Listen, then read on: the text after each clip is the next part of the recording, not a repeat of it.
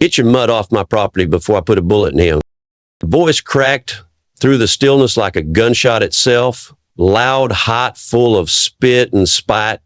The man froze mid-step, mud clinging to his boots as the shotgun leveled at his chest.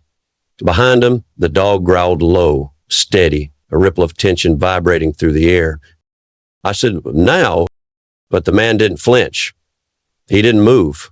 He simply looked into the face of the town's golden boy, the badge gleaming like it meant something holy, and said, the quietest thing imaginable. He remembers what you did. The silence shattered everything. That's 3 months earlier. A winding dirt road cut through the woods like an old scar, leading to a sagging farmhouse with peeling paint and a porch that groaned under the weight of memory. It was the kind of place people drove past and didn't look at twice. Too many ghosts. Too much quiet. That's when he arrived. He wasn't a man people noticed. Thin, maybe mid-40s, eyes that didn't stay still. He unloaded his life in silence. 2 duffel bags, a box of books, and a crate that barely moved. The dog inside didn't bark, didn't whine. Just watched with those hollow eyes like someone who'd seen too much too early. The town was small, the kind of place where everyone's grandmother knows your blood type and your father's sins. Rumors moved faster than weather here, and when he walked into the diner on Main Street, the conversations dropped just enough for him to hear his own name whispered like a warning. He's the one who shot, wasn't it his fault? The fire? No, the dog, that fight. And he didn't answer, just sipped his coffee, paid cash, and left a tip bigger than his welcome. The first time he saw him, the deputy wasn't in uniform. He didn't need it. His confidence wore the badge, even when his belt didn't. Lean, handsome, in a worn way, and always smirking like he'd already won an argument you hadn't started yet. The man was walking the dog, still on edge, still flinching at wind, when the deputy pulled up slow in his pickup. Didn't peg you for the rescue type. The man paused. I'm not. The dog tensed. No, that was from the old ring, isn't he? Thought he was put down. Guess not. The dog growled. Easy, mutt, the deputy said, grinning, stepping out. Got a temper, huh? The man stood between them without saying a word. The deputy looked down, spat near the dog's paws. You better keep him leashed. You folks around here don't take kindly to aggressive types. The man locked eyes with him. You talking about the dog or me? The deputy laughed both. And then, without warning, he dropped to one knee and clapped loud, startling the dog into barking. The leash strained. The man held it tight. I like to test things. See what breaks, the deputy whispered, standing. That was the moment. Not the barking, not the spit, but the look in the man's eyes. Flat, knowing. That was the first quiet strike in a war no one had declared yet. The dog stared after the deputy's truck until it vanished. He didn't growl anymore. Knock didn't come soft. It pounded like a threat. He opened the door to find 2 men standing on the porch. Deputy Golden Boy, now in uniform, and some kid who looked like he'd failed his way through police academy, but wore the badge anyway. Got a complaint, the deputy said, stepping forward without being invited. Dog's been off leash. Neighbor saw him wandering. He didn't respond, just motioned to the leash still clipped to Shadow's collar. The dog stood behind him, silent but ready, like he understood the language of lies better than bark. Don't shoot the messenger, the deputy said with a grin, tapping the brim of his hat. Just doing my job. The man held his ground. Then do it right, ask the neighbor for footage. The rookie flinched, but the deputy didn't. Now, why would they lie? Same reason you're standing here on my porch instead of chasing real crime. The tension could have cut steel. The deputy stepped back, smirking. You're making this hard. Just fix the fence. Don't want this to escalate. The rookie looked at the dog. That the one from lot 9, the pit? The man's eyes snapped to him. The kid swallowed. I thought that place got shut down, he mumbled. It did, the man said quietly. Some of us made it out. The door shut hard. The latch clicked. Outside, he stared at the dog. They remember you. Jallow's ears twitched. And they're scared. 2 days later, a citation appeared in his mailbox. Handwritten, unsigned, improper fencing, violation of Town Code 14.2. The fence had been fixed the day he moved in, reinforced twice since, but logic had no place in the war. He took photos, videos, measurements. The next day, a second complaint, unsanitary animal conditions. That one stung. Shadow had more blankets than the man had shirts. His food was hand measured, his wounds still cleaned nightly. But now, animal control was scheduled to visit. The deputy's voice came back like a ghost. Don't want this to escalate. The diner wasn't neutral ground anymore. Eyes followed him when he walked in. Conversations clipped short. A coffee that used to cost $2.10 now rang up at $3.85. Price change, the cashier said, not meeting his gaze. Only Miss Renee offered a look of something that might have been pity or respect, maybe both. You came for dog food, not judgment, she said under her breath as she rang him up. You know you don't have to prove anything to them. He didn't answer. But he glanced at the flyer board behind her, a missing cat, a missing beagle, another missing, all from the same part of town. Oh, no. The visit from animal control wasn't subtle. 3 trucks, 2 uniforms, 1 local reporter happened to be driving past. The lead officer stepped out like she had a script to follow. Clipboard, aviators, no eye contact. Here, we received a credible tip regarding cruelty and improper housing. We're here to inspect the premises. He opened the gate, wordlessly.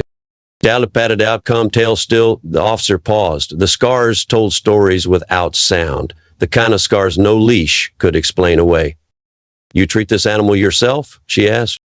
Yes. Veterinary training? He held up a folder. Photos. Records. Medical notes from the rescue, the dog's progression, pain documented, healing tracked. The officer flipped pages, slower now. Who's targeted you? He didn't answer, but his eyes flicked toward the woods, and she understood. They inspected, they left. No fines, no violations, just a lingering warning. Watch your back, she said, quietly. They're not trying to find something, they're trying to make something. That Max. Shadow wouldn't stop pacing. Then the man found it, a fresh cut in the fence line, clean, deliberate, as if made by wire cutters. He set up a camera. 3 nights, nothing. 4th night, a figure. Oh, slow, confident. Rick, up to the fence line, right where the break had been. He knelt, pulled something from his pocket, tossed it over. The dog didn't eat it. Just stood by the dish, staring. In the morning, the man picked it up, meat laced with powder. He collected it with gloves, stored it in a sealed bag, logged the time, date, wind direction, Shadow's reaction, everything. This wasn't just harassment anymore. This was attempted murder. At the town hall meeting, he sat quietly in the back. Rick stood at the front, shaking hands, fielding compliments. Community hero. Always wasn't out for us, keeping us safe. And a voice cut through. I thought we didn't take kindly to dog killers in this town.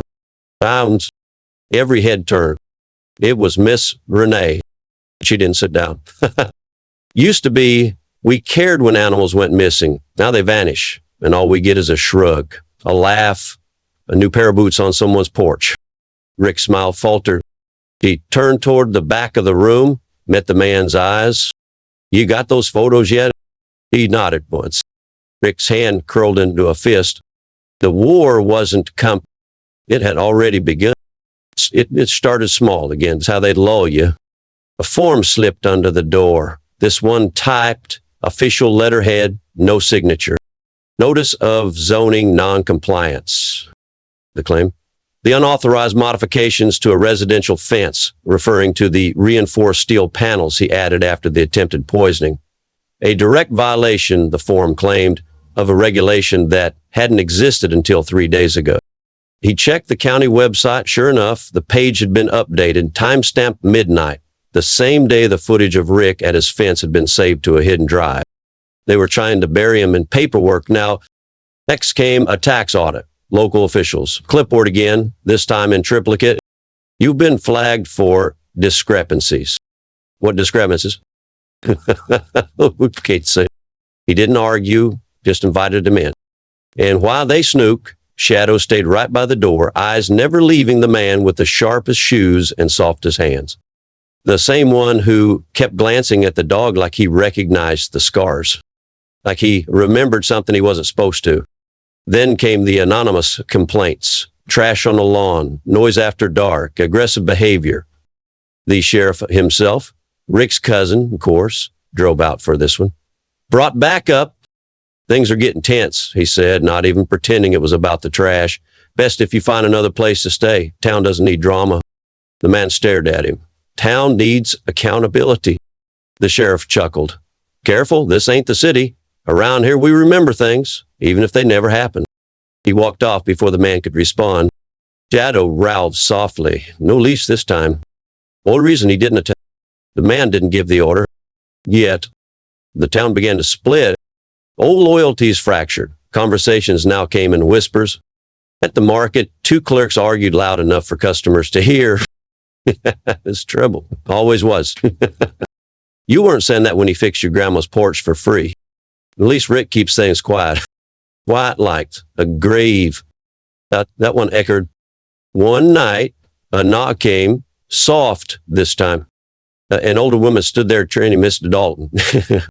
He took mine too, she whispered, wringing her hands. 3 years ago.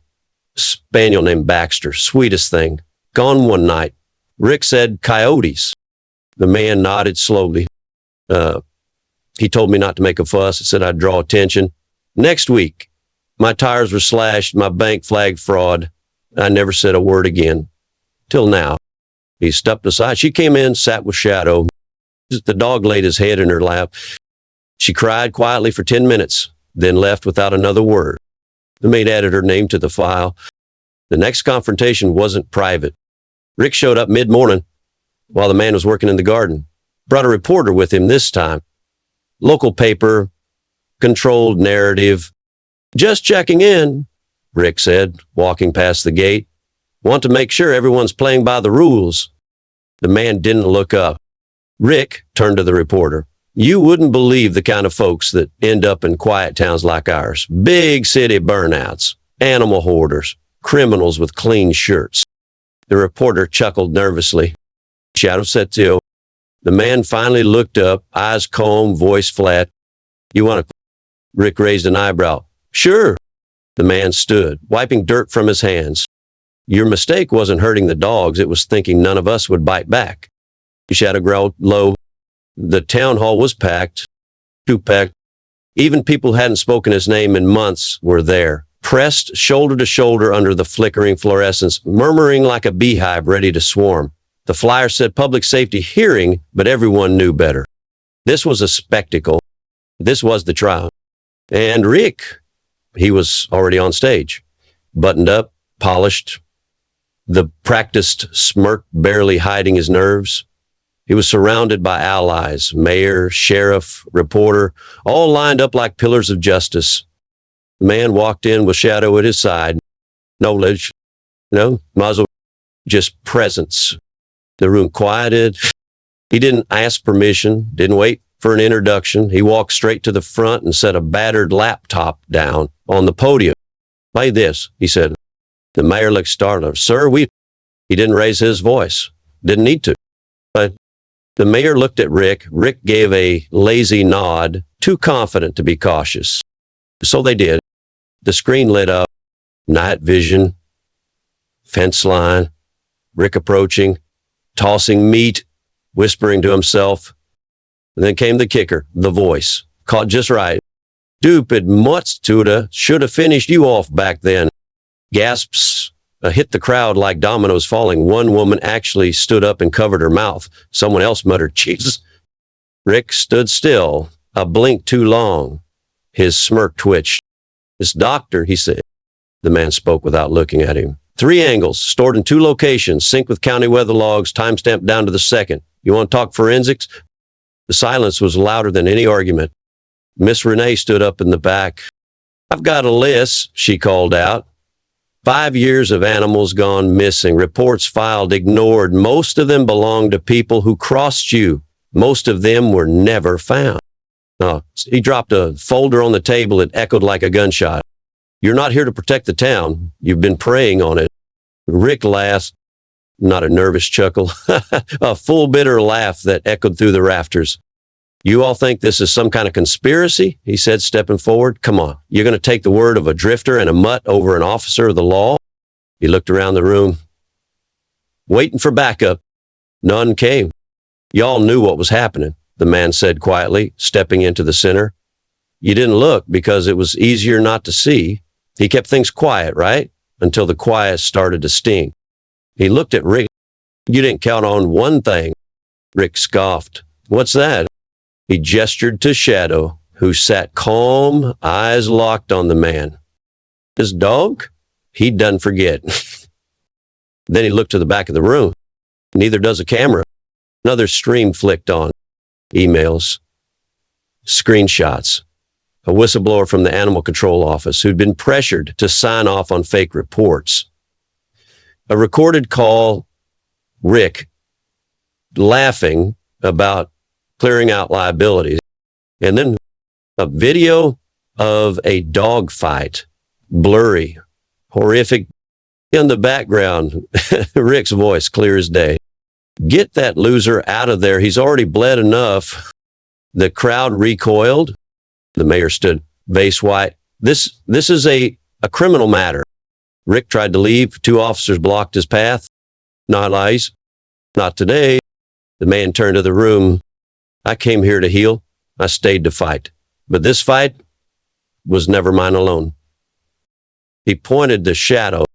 He was your one and you just didn't listen. And the crowd exploded, not in violence, but in realization. The courtroom wasn't packed like town hall had been. That was the real sign the town had changed. People didn't need a show anymore. They wanted truth. Rick sat in chains, jaw clenched, eyes burning holes into the floor like it could swallow him before the verdict came. It didn't. Guilty, the judge said, flat as a hammer, on 5 counts of animal cruelty. We have criminal misconduct, 1 count of witness intimidation, and a dozen others buried under legalese, all screaming the same thing. You were never above this. The fallout was wildfire. 3 other officers resigned before the week was out. 1 confessed to shredding evidence. Another skipped town entirely. The mayor called it a time for cleansing. Mr. Ney called it what it was, reckoning. The shelter, once barely funded, was flooded with donations, a grant from the state, a feature on national news. Volunteers signed up in droves. They named the new expansion Shadow's Wing. The man didn't speak at the sentencing. He didn't need to. His silence was louder than any speech. But he stood outside the courthouse, Shadow by his side, and when a reporter swarmed him, all he said was, this was never about revenge. He looked down at the dog who leaned against his leg. It was about redemption. He turned to walk off. They didn't follow. He could have wept. They should have, maybe. Fresh start, new place, clean break. But when the realtor came to list the house, he couldn't go through with it. Shadow didn't flinch when the wind rattled the windows anymore. Didn't startle at the sound of trucks. Didn't curl up in tight corners like he expected to vanish. No, now he took the center of the room, stretched out, owned it, just like the man did. He started fixing things again, but not just for himself, for neighbors, for strangers. Mrs. Dalton's porch got redone. The diner got new windows. He helped a high school kid rebuild an old motorcycle in the shed behind the shelter. No charge, just because Miss Renee asked him once, why stay? After everything, he didn't answer right away. Then finally, because this place showed me who I was and who I wasn't. She nodded. Yeah, you're not running anymore.